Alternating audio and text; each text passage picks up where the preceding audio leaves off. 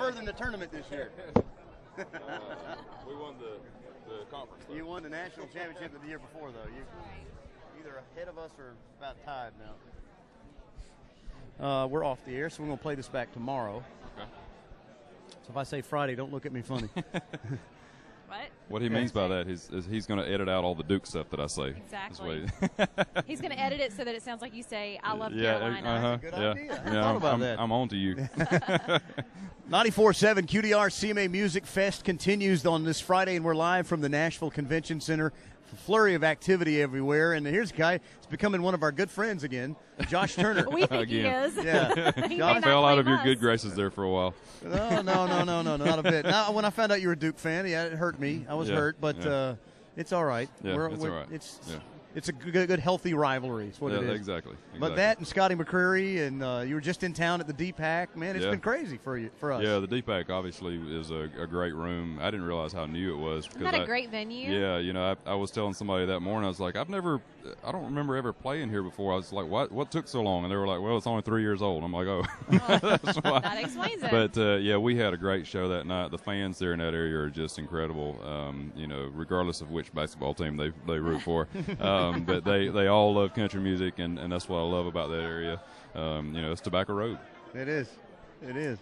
So, obviously, I mean, we've talked to you several times about the Scotty thing. I mean, are you just so proud of him? Yeah, I mean, he took the whole thing, and that's a huge honor to beat out that many contestants and to get that far.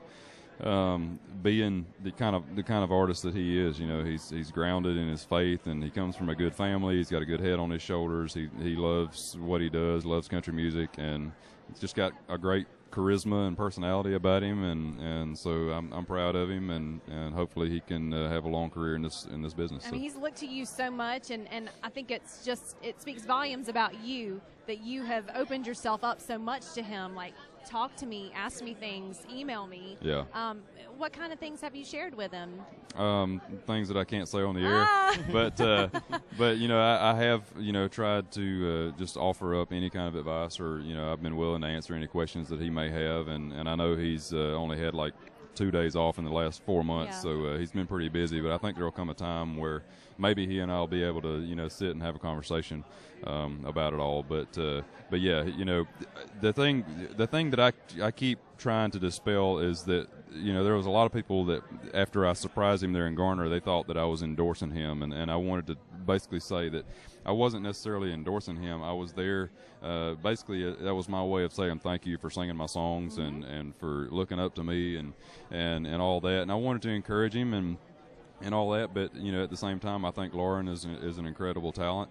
I thought Haley was really good, but Scotty ended up winning, and Scotty was the one out there singing my songs, so it was just my way of encouraging him. So. I think only in country music would you find an artist like you willing to reach out and say, hey, let me help you out, let me take you under my wing. I mean, that's the cool thing about country, right? Yeah, and I'm not going to force myself on him or force my ideas or my knowledge on him, but there was a time early in my career that I wished that I had an older artist that I looked up to that would have given me some advice or said, hey, here's my email address or whatever, because I had a lot of questions, and so most everything that I know now, I've the majority of it I learned on my own, unfortunately.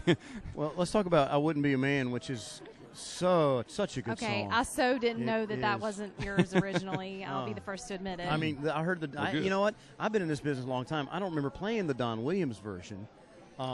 And I was listening to it the other day, and I thought, Josh has got this better. I think you do a better job of it. Well, it's definitely one of his more obscure hits. I mean, it did go #1, but it's not a song like Tulsa Time or Good Old Boys Like Me or I Believe in You, the songs that people normally gravitate towards when they think Don Williams.